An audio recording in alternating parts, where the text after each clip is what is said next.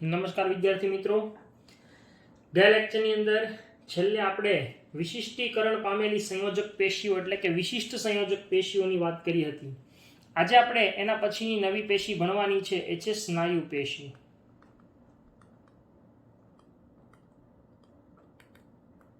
સ્નાયુ પેશી જેને અંગ્રેજીમાં આપણે કહીએ છીએ મસલ ટિશ્યુ. મસલ આ શબ્દથી તો આપણે ઘણા પરિચિત છીએ. બરાબર. સ્નાયુ પેશી, દરેક સ્નાયુઓ એક ઘણા બધા લાંબા અને નળાકાર તંતુઓના બનેલા હોય છે કે જે એક સમાંતર પંક્તિમાં ગોઠવાયેલા હોય. કદાચ આવી રીતે આવા કેટલા બધા સ્નાયુ તંતુઓ, અને આપણે કહીએ આવા સ્નાયુઓ એ આવા નળાકાર તંતુઓના બનેલા હોય છે જે સમાંતર પંક્તિ એટલે આવી રીતે સમાંતર રીતે ગોઠવાયેલા હોય છે. હજી આપણે 3 ડાયમેન્શનલ આકૃતિ લઈએ તો હું બીજા ભાગ દોરું છું, એટલે આવી રીતે હોય એકચ્યુઅલી. બરાબર, આમ ગોળ આખા ગોળ ભાગ આપણને જોવા મળે છે આમ. બરાબર છે, આમ ગોળ ભાગ છે.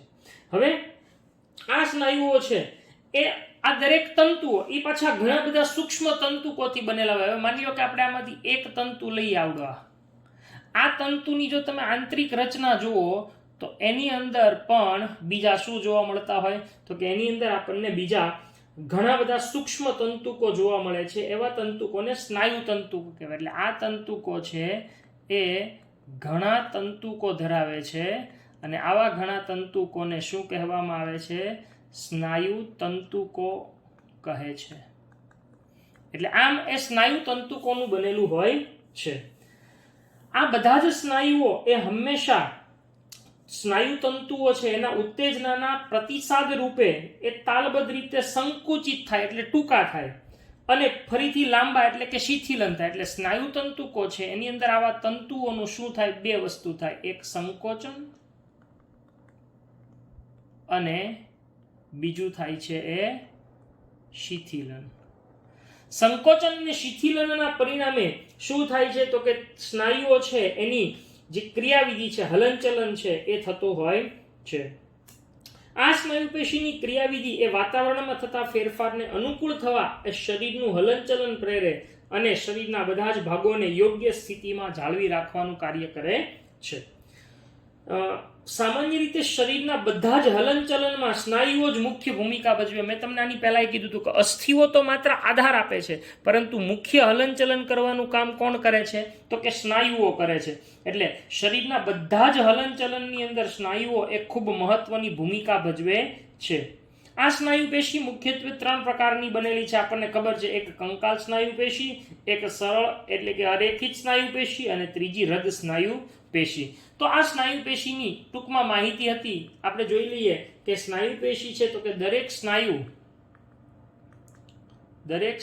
છે એ શેના બનેલા હોય છે તો કે ઘણા બધા લાંબા અને નળાકાર તંતુઓ આવા બરાબર ના બનેલા હોય છે. બરાબર છે, જે સમાંતર પંક્તિમાં ગોઠવાયેલા હોય.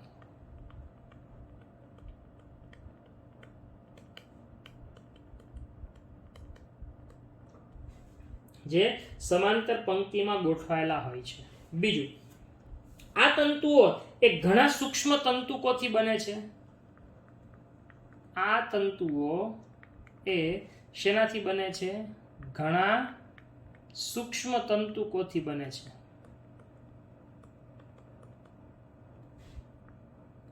અને આવા સૂક્ષ્મ તંતુકો એને શું કહેવાય છે? જેને સ્નાયુ તંતુકો તરીકે ઓળખવામાં આવે છે. બરાબર છે.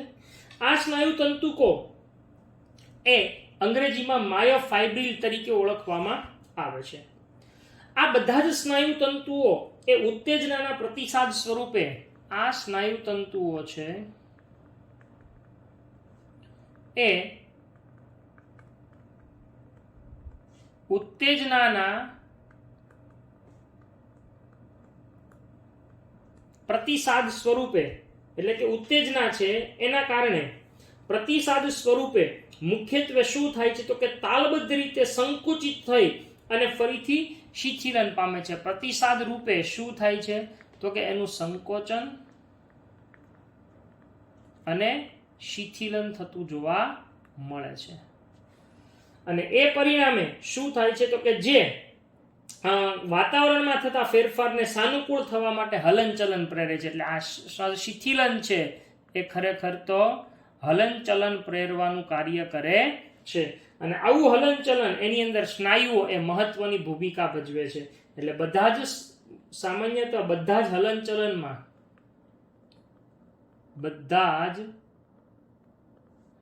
હલનચલનમાં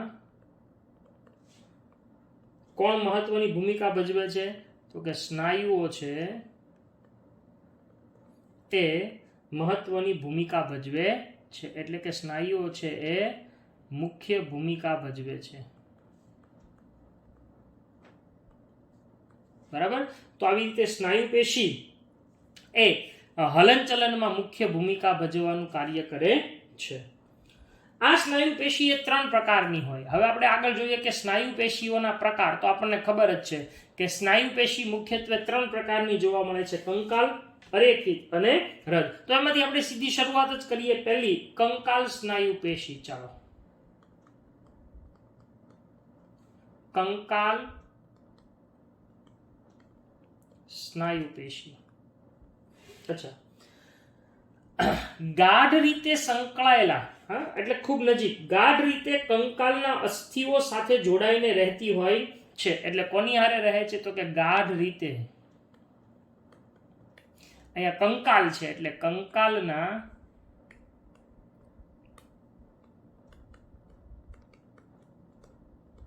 ગાઢ રીતે કંકાલ છે એના અસ્થિઓ સાથે જોડાઈને રહે છે.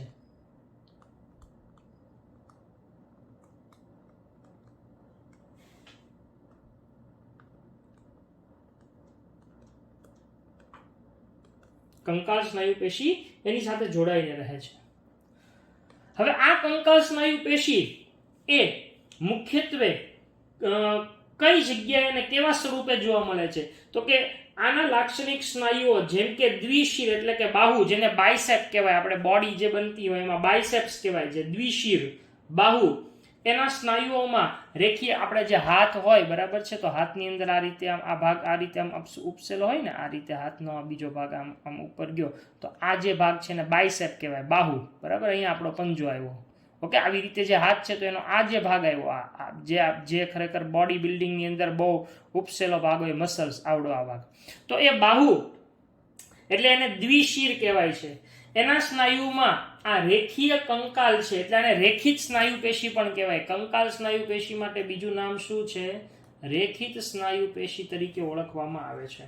તો એ રેખિત કંકાલ છે એટલે કે રેખિત સ્નાયુઓ છે એ એકબીજા સાથે સમાંતર સ્વરૂપની અંદર આપણને જોવા મળે છે. હમણાં અહીંયા આકૃતિ દ્વારા આપણે સમજીએ કે કેવા જોવા મળે છે. બરાબર, જો આવી રીતે જોવા મળે, એની હું તમને ફોટોગ્રાફ પણ હમણાં બતાવીશ.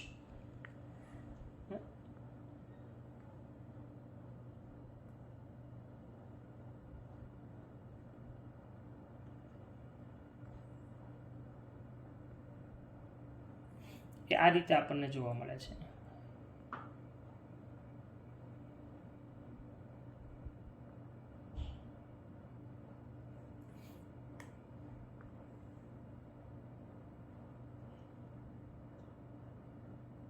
બરાબર, આ રીતે આવા ભાગોની અંદર જોવા મળે.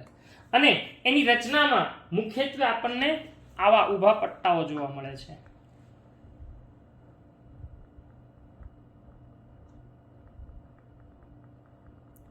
હું એકમાં દોરીશ, પછી બધામાં દોરવાની જરૂર નથી. આવા ઊભા પટ્ટા આપણને, હું હમણાં એની ફિગર પણ તમને એની આકૃતિ પણ બતાવું છું, ફોટોગ્રાફ. આમ ઊભા પટ્ટા આપણને આવી રીતે નાના નાના જોવા મળે છે.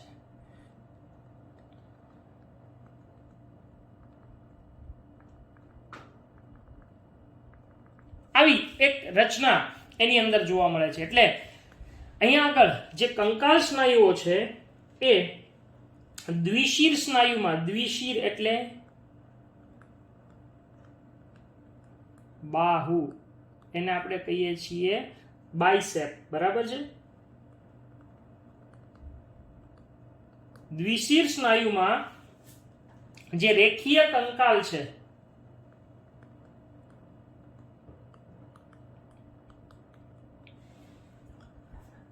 એ સ્નાયુ તંતુઓ સમૂહમાં, રેખીય કંકાલ સ્નાયુ તંતુ સમૂહમાં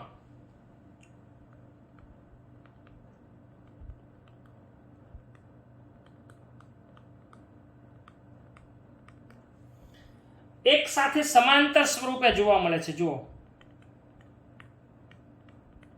એક સાથે કેવા સ્વરૂપે?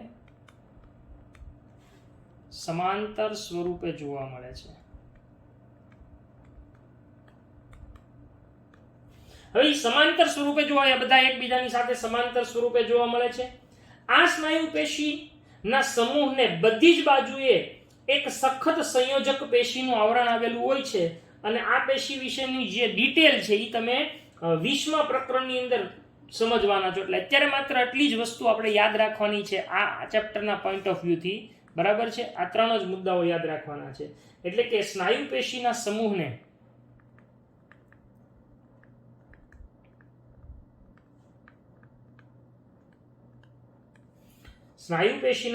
બધી જ બાજુએ,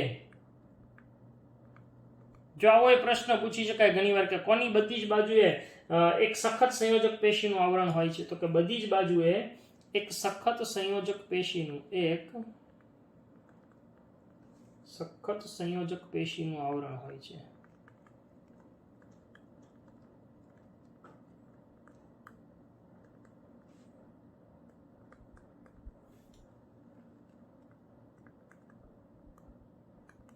જેના વિશે તમે ડિટેલમાં 20મા પ્રકરણમાં અભ્યાસ કરવાના છો. તો આ થઈ ગઈ કંકાલ સ્નાયુ પેશી.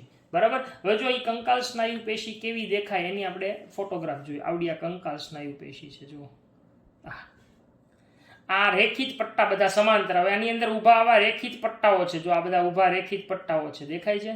આ બધા ઊભા રેખિત પટ્ટાઓ અને આ એના કોષ કેન્દ્રો છે. બરાબર છે? આવડી આ કઈ છે? કંકાલ, એટલે કે રેખિત સ્નાયુ પેશી. આવડી આ. તો આ રીતે રેખિત સ્નાયુ પેશી છે એના કોષો આપણને જોવા મળે છે. ત્યાર પછીની બીજી સ્નાયુ પેશી આપણે જોવાની છે એ છે એના પછીની, જે આપણે ઓલરેડી હમણાં આકૃતિમાં જોઈ, એ છે સરળ સ્નાયુ પેશી, એટલે કે અરેખિત સ્નાયુ પેશી.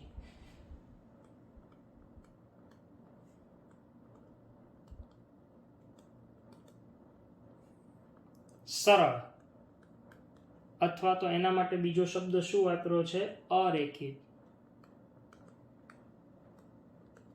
ઓકે. હવે આ અરેખિત સ્નાયુ પેશી છે એ કેવી છે? તો કે એ પેશીના તંતુઓ બંને છેડેથી અણીવાળા અને ત્રાકાકાર હોય છે. એટલે જો આવા જોવા મળે છે કે બંને છેડેથી અણીદાર આવા ત્રાકાકાર જોવા મળે.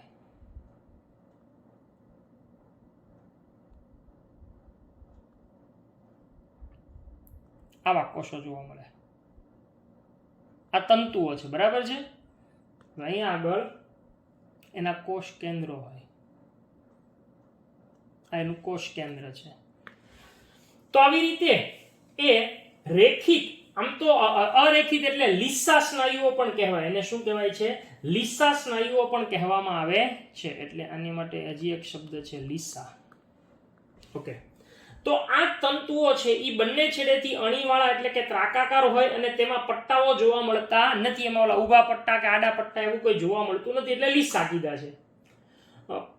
કોષીય સંધિ છે એ તેને એક સાથે જોડેલી રાખે છે. એટલે કે કોષીય જોડાણ એકબીજા સાથે જોડેલા રાખે છે અને તે સંયોજક પેશીના આવરણથી ઢંકાય અને આખા સમૂહમાં છે એ જોવા મળે છે. બરાબર. એટલે આખા સમૂહની અંદર એની ફરતે પણ સંયોજક પેશી છે એ આવેલી હોય છે.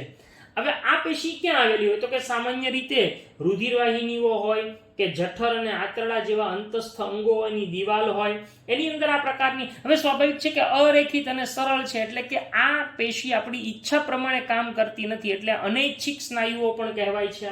તો આવા અનૈચ્છિક સ્નાયુઓ એ ક્યાં આગળ જોવા મળે? તો કે આવા અનૈચ્છિક ક્રિયાઓ કરતા અંગોની અંદર ઈ જોવા મળે કે જેની અંદર આપણું સીધું નિયંત્રણ ન હોય, આપણે એને કંટ્રોલ ન કરી શકીએ. જો હાથ પગનું હલનચલન છે તો એ આપણા કંટ્રોલમાં છે. તેમાં કંકાલ સંયોજક પેશી હોય છે. બરાબર છે? કંકાલ સ્નાયુ પેશી હોય છે. તો અહીંયા આગળ જે સરળ સ્નાયુ પેશી છે એ મુખ્યત્વે કેવી હોય તો કે સરળ સ્નાયુ પેશી છે એ મુખ્યત્વે લીસી હોય છે અને એનું સંકોચન આપણી ઈચ્છા પ્રમાણે થતું નથી. ઓકે, તો આ થઈ ગઈ અરેખિત અથવા તો સરળ સ્નાયુ પેશી. તો ચાલો સરળ સ્નાયુ પેશીની અંદર આપણે કઈ કઈ બાબતોને ઉલ્લેખ કરી શકીએ? તો કે આ પેશીના જે તંતુઓ છે એ કેવા હોય છે? બંને છેડે અણીવાળા હોય છે, અથવા તો એના માટે બીજો એક શબ્દ છે એ ત્રાકાકાર હોય છે અને તેમાં પટ્ટાઓ જોવા મળે છે.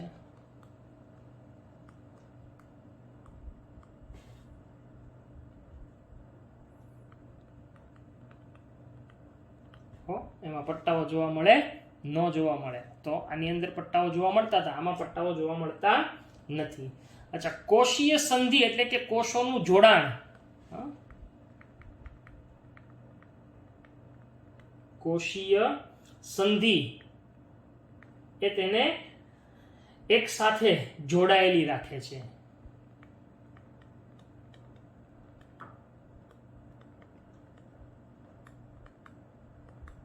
બરાબર?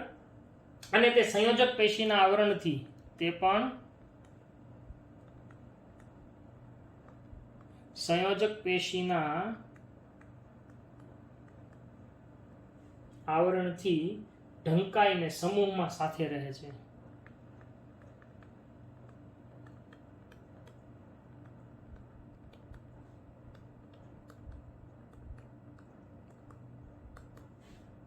નેક્સ્ટ, આ પેશી મુખ્યત્વે ક્યાં આવેલી હોય છે? આ પેશી છે એ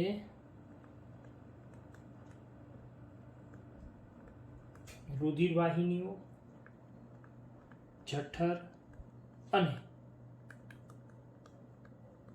આંતરડા છે એની જેવા અંતસ્થ અંગોની દિવાલમાં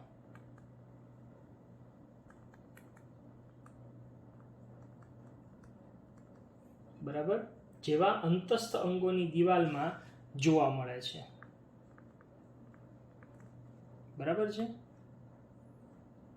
નેક્સ્ટ, આ પેશી અનૈચ્છિક હોય કારણ કે એની ક્રિયાવિધિ પર આપણું સીધું નિયંત્રણ હોતું નથી. એટલે કેવી હોય છે? અનૈચ્છિક હોય છે, આપણું સીધું નિયંત્રણ હોતું નથી. બરાબર છે? આપણું સીધું નિયંત્રણ આ પેશી ઉપર હોતું નથી, એટલે અનૈચ્છિક હોય છે અને આપણી ઈચ્છા પ્રમાણે એને આ પેશીનું સંકોચન કરાવી શકતા નથી. તો આવી આ અરેખિત એટલે કે સરળ સ્નાયુ પેશી છે. હવે જુઓ, તમને એ આકૃતિ દ્વારા બતાવું કે કેવી જોવા મળે છે. બરાબર છે? જુઓ, આ રહી આ અરેખિત, જેને લીસા સ્નાયુઓ કહેવામાં આવે છે. આવી આપણે આકૃતિ દોરી હતી એવી અરેખિત અથવા તો સરળ સ્નાયુ. હવે ત્રીજી જે જોવાની છે હૃદ સ્નાયુ. હવે જો તો આ હૃદ સ્નાયુ છે એ માત્ર હૃદયમાં જ આવેલી છે. બરાબર છે? અચ્છા, આ હૃદ સ્નાયુ પેશી છે એ માત્ર હૃદયમાં જ જોવા મળે છે. આ પેશીના કોષો છે એ કોષીય જોડાણ, જો અહીંયા બધા વચ્ચે કોષીય જોડાણ છે, અહીંયા તમને દેખાય? એક મિનિટ, આપણે એને કલર બદલી નાખીએ.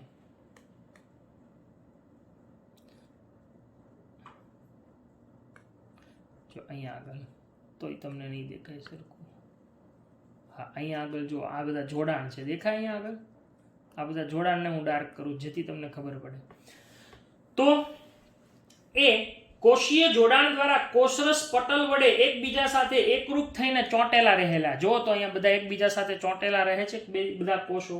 બરાબર? બીજું કે સંચાર સંધિઓ, જેને અધિબિંબ કહેવાય. અહીંયા આજે આ બધી સંચાર થઈ ને, આ બધા એને અધિબિંબ તરીકે ઓળખવામાં આવે. એ અધિબિંબના કેટલાક જોડાણ બિંદુઓ કોષને એક એકમ સ્વરૂપે સંકોચન કરાવે છે અને એના પરિણામે એ જીવન પર્યંત આજીવન એ થાક્યા વગર સતત સંકોચન કરવાનું કાર્ય કરે છે. આ એક જ એવી પેશી છે કે જે આજીવન એટલે કે જીવન પર્યંત સતત સંકોચન અને શિથિલન પ્રેરે છે.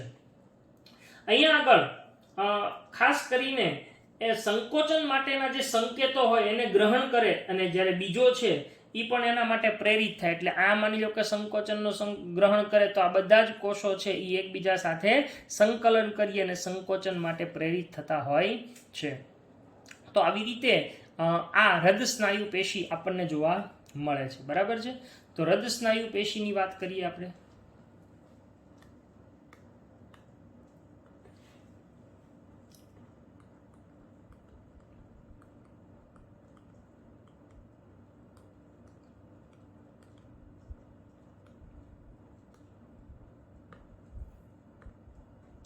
હૃદય સ્નાયુ પેશી એ સંકોચનશીલ પેશી છે.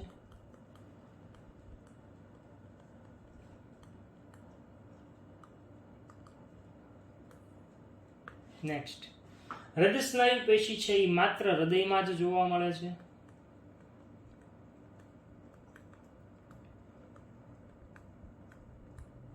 બરાબર ને, એ માત્ર હૃદયમાં જ જોવા મળે છે. નેક્સ્ટ, આ હૃદય સ્નાયુ પેશી છે એના કોષો છે એ કોષીય જોડાણ દ્વારા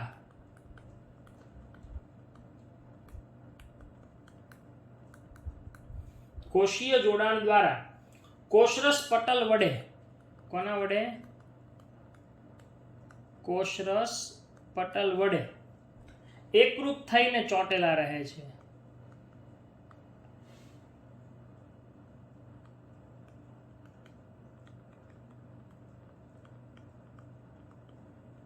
એકરૂપ થઈને ચોંટેલા રહે છે. આ હૃદય સ્નાયુ પેશીના કોષો એ સંધિઓના કેટલાક જોડાણો, બરાબર છે, એની અંદર સંચાર સંધિઓ, કયા? સંચાર એટલે પ્રસર થવું, પ્રસારવું, બરાબર. સંચાર સંધિઓ જેને અધિબિંબ કહેવાય,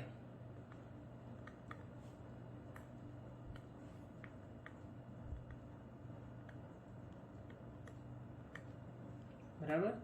આ સંચાર સંધિઓ છે એના કેટલાક જોડાણ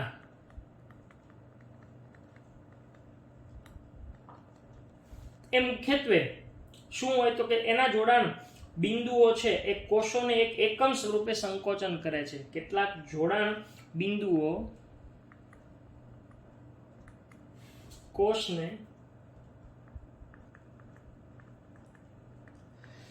એક એકમ સ્વરૂપે સંકોચન કરે છે.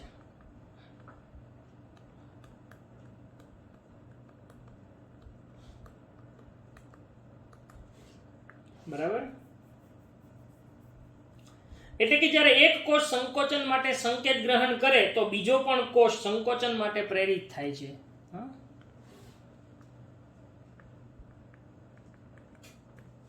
એક કોષ છે એ સંકોચન માટે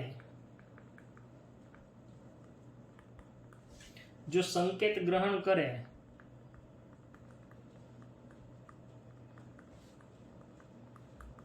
તો જે બીજો કોષ છે એ પણ બીજો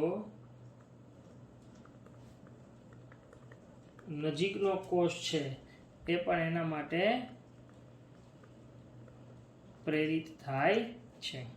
તો આવી રીતે હૃદ સ્નાયુ પેશી કાર્ય કરે છે. આ થઈ ગઈ હૃદ સ્નાયુ પેશી. તો અહીંયા હૃદ સ્નાયુ પેશી સાથે બીજા પ્રકારની પેશી પૂરી થઈ, એ છે સ્નાયુ પેશી, ત્રીજા પ્રકારની. હવે એક પ્રકારની પેશી બાકી રહી, છેલ્લી ચોથી, ચેતા પેશી. તો હવે આપણે એ પણ જોઈ લઈએ. ચેતા પેશી એટલે કે ન્યુરલ ટિશ્યુ, બરાબર. ચલો, ચેતા પેશી.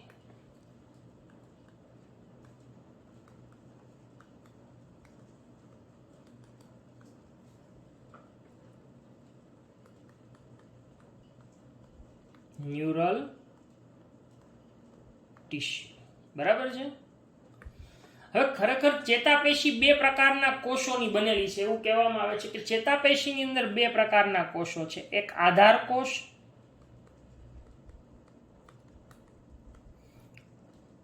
અને બીજો ચેતાકોષ. કયા બે પ્રકારના કોષો જોવા મળે છે એની અંદર? એક આધાર કોષ અને બીજો છે એ ચેતાકોષ. એવા બે પ્રકારના કોષ એની અંદર જોવા મળે છે ચેતાપેશીની અંદર. આ ચેતાપેશી એ ચેતાકોષ અને આધાર કોષ એમ બંને ધરાવતી હોય, બરાબર છે. હવે આધાર કોષ છે ને થોડો મોટો હોય કદની અંદર, બરાબર છે, જેને ચેતાધાર કોષ પણ કહેવામાં આવે છે. ચેતાપેશી છે એ બદલાતી અવસ્થાઓ ઉપર મહત્તમ નિયંત્રણ માટે પ્રતિચાર દર્શાવે, એટલે કે જે કંટ્રોલ થાય છે એ કંટ્રોલ શરીરની અંદર થતી જે પર્યાવરણીય ફેરફારને કારણે ક્રિયાઓ થાય એ બધી જ કોના દ્વારા નિયંત્રિત થાય? ચેતાપેશી દ્વારા. એટલે ચેતાપેશી છે એ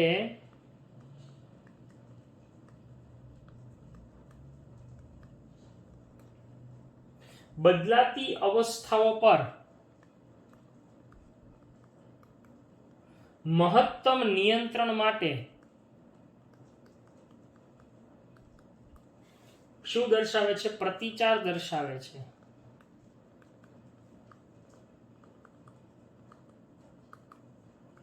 બરાબર.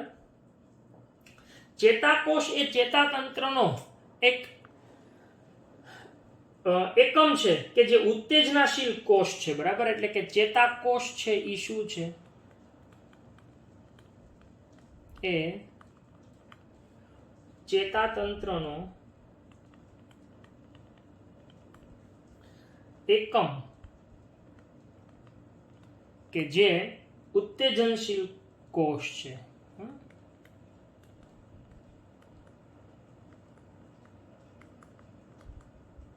જે ઉત્તેજનાશીલ કોષ છે.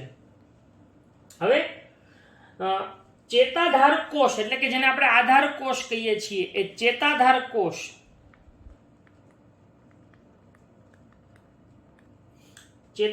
કોષ છે એ ચેતાતંત્રનો બાકીનો ભાગ બનાવે છે. એટલે એક ભાગમાં ચેતાકોષ ને બીજા ભાગમાં આધાર કોષ, જે ચેતાતંત્રનો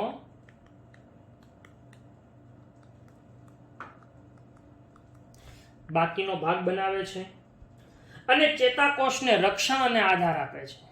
અને ચેતાકોષને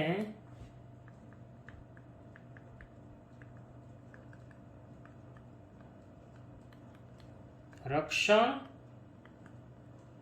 અને આધાર આપે છે.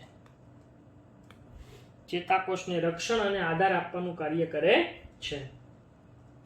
આ વાક્ય બહુ મહત્વનું છે નીટના પોઈન્ટ ઓફ વ્યૂથી, કે આપણા શરીરમાં આધાર કોષો એ ચેતાપેશીનું અડધાથી વધારે પણ કદ બનાવે છે. આ પ્રશ્ન સ્વરૂપે પૂછાય છે. બરાબર. એટલે આપણા શરીરમાં, મનુષ્યના શરીરમાં આધાર કોષો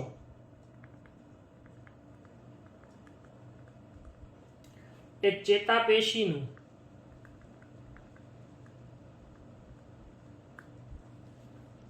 અડધાથી વધારે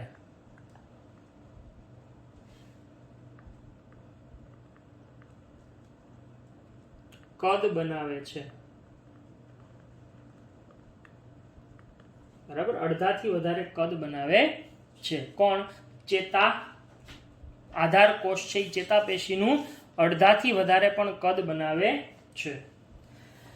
હવે આ ચેતાપેશીની અંદર આગળ શું કાર્યક્રમ છે, એટલે કે શું આપણને આપેલું છે?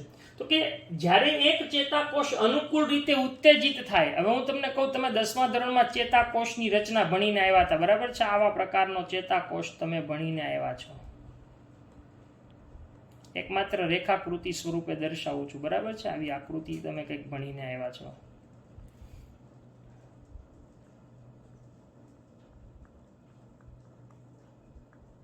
ઓકે, આવું કંઈક ભણીને આવ્યા છો. ચેતાકોષ. હવે આ ચેતાકોષ છે એ ચેતાકોષ અનુકૂળ રીતે ઉત્તેજિત થાય ત્યારે એમાં વીજ પરિવર્તન સર્જાય છે. એટલે કે જ્યારે બહારથી કોઈ સંવેદના મળે, પર્યાવરણમાં ફેરફાર થાય, બહારથી કોઈ સંવેદના મળે, ત્યારે આ ચેતાકોષ છે ઉત્તેજિત થાય અને એમાં વીજ પરિવર્તન એટલે કે જેને આપણે વીજ સંકેત કહીએ, વીજ સંકેત ઉત્પન્ન થાય છે, જે ખૂબ ઝડપથી કોષરસ પટલ ઉપર ગતિ કરે. એટલે એ ગતિ કરશે અહીંયા આ રીતે અને એ આ માર્ગે આગળ વધશે. બરાબર છે. આ માર્ગે આ જેને આપણે ઉર્મી વેગનું વહન કહીએ છીએ એ આગળ વધે છે. અને આ પરિવર્તન એ ચેતાકોષનો આ શરૂઆતનો છેડો છે તે એના અંતિમ છેડા સુધી અથવા આઉટપુટ ઝોન, આને આઉટપુટ ઝોન કહેવાય, એના ઉપર પહોંચે છે. અને હવે અહીંયા આગળ બીજો ચેતાકોષ આવેલો હોય, અહીંયા આગળ બીજો ચેતાકોષ આ સમજૂતી માટે, તો એ બીજા ચેતાકોષની અંદર એ પ્રસરણ પામે છે. એટલે કે એ બીજા ચેતાકોષને ઉત્તેજિત કરે અથવા તો એ ઉત્તેજિત થતા અટકાવે. આમાં બે પ્રકારની ક્રિયાઓ થતી જોવા મળે છે. તો આવા ચેતાકોષ છે એની વધારે ડિટેલમાં ચર્ચા પણ તમારે 21મા ચેપ્ટરની અંદર કરવાની છે. એટલે અહીંયા આગળ આપણે માત્ર એની આ એક ઓવરવ્યુ લેવાનો હતો ચેતાકોષનો, બરાબર છે. તો જ્યારે એક ચેતાકોષ છે એ અનુકૂળ રીતે ઉત્તેજિત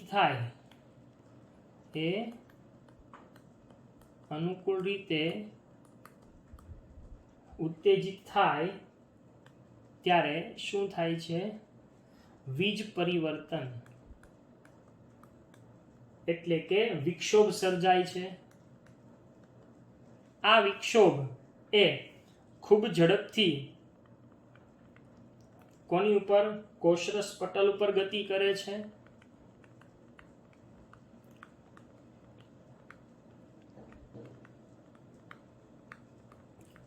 કોષરસ પટલ ઉપર ગતિ કરે છે અને આ પરિવર્તન એ ચેતાકોષના અંતિમ છેડા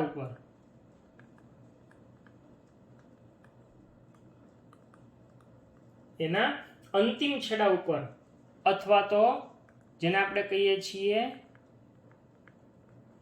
આઉટપુટ ઝોન, આઉટપુટ ઝોન ઉપર પહોંચે છે. અને આ આઉટપુટ ઝોન ઉપર પહોંચી અને એ બે ક્રિયા કરે. કાં તો એ આસપાસના અન્ય ચેતાકોષોને ઉત્તેજિત કરે,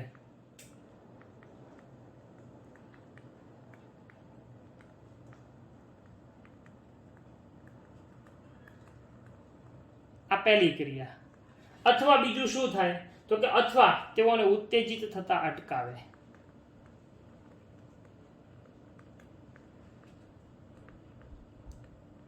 આવી બે ક્રિયાઓ એ થતી જોવા મળે છે. તો આવી રીતે ચેતાકોષ એ આવા કંઈક કાર્યો કરે છે. હવે અહીંયા ચેતાકોષ છે એના મુખ્યત્વે જે 3 પ્રકાર આપણને જોવા મળે છે, બરાબર છે. ચેતાકોષ ચેતાકોષ છે એની અંદર જે પ્રવર્ધો ઉત્પન્ન થાય એના આધારે 3 પ્રકાર છે. માત્ર અહીંયા તમને ઉલ્લેખ કરી દઉં છું જાણકારી માટે, બરાબર છે. એ 3 પ્રકારો કયા? તો કે એક પ્રકાર એને કહેવાય છે એક ધ્રુવીય ચેતાકોષ, એટલે ચેતાકોષના પ્રકારો.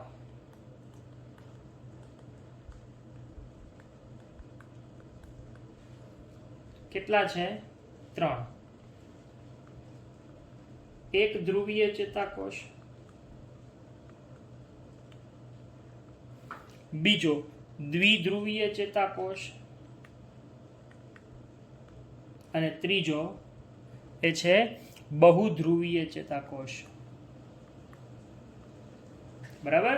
હવે એક ધ્રુવીય ચેતાકોષ કેવો હોય? તો એક ધ્રુવીય ચેતાકોષની અંદર એક જ કોષકાય હોય અને એના એક જ ભાગેથી આ રીતે પ્રવર્ધો ઉત્પન્ન થતા હોય. આ એક જ કોષકાય છે એની અંદર એક જ છેડેથી શું ઉત્પન્ન થતા હોય છે? આવા પ્રવર્ધો. આને એક ધ્રુવીય ચેતાકોષ કહેવાય.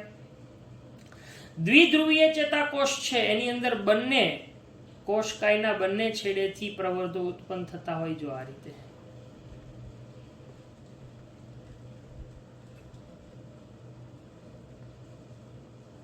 બરાબર. અને બહુધ્રુવીય જે આપણે એક કરતા વધારે કોષકાયમાંથી પ્રવર્ધો નીકળતા હોય, જે હમણાં આપણે દોર્યો હતો, એ બહુધ્રુવીય છે. આમાં ઘણા બધા પ્રવર્ધો આવા નીકળતા હોય આમ, બરાબર છે. તો આને બહુધ્રુવીય ચેતાકોષ કહેવાય છે. એટલે આમ આવા 3 પ્રકારના ચેતાકોષ છે આપણને જોવા મળે છે: એક ધ્રુવીય, દ્વિધ્રુવીય અને બહુધ્રુવીય, જે તમે ડિટેલમાં આની પછી 21મા પ્રકરણની અંદર અભ્યાસ કરશો. ઓકે, તો આજે આપણે અહીંયા 4 પેશીઓ છે એ પૂરી કરી છે. હવે પછીના લેક્ચરની અંદર આપણે નવો ટોપિક અંગ અને અંગતંત્ર ભણવાનું છે, જેની અંદર મુખ્યત્વે આપણે 3 પ્રાણીઓ અળસિયું, વંદો અને દેડકો એના શરીરની અંતસ્થ રચનાનો અભ્યાસ કરવાનો છે. તો આજના લેક્ચરમાં અહીંયા સુધી રાખીએ છીએ. હોમવર્કની અંદર અહીંયા બોર્ડમાં જેટલું લખેલું હતું એ બધું જ વસ્તુ એક વખત લખી અને આકૃતિ સહિત મોકલવાનું રહેશે. તો લેક્ચરને પૂર્ણ કરીએ છીએ. Thank you.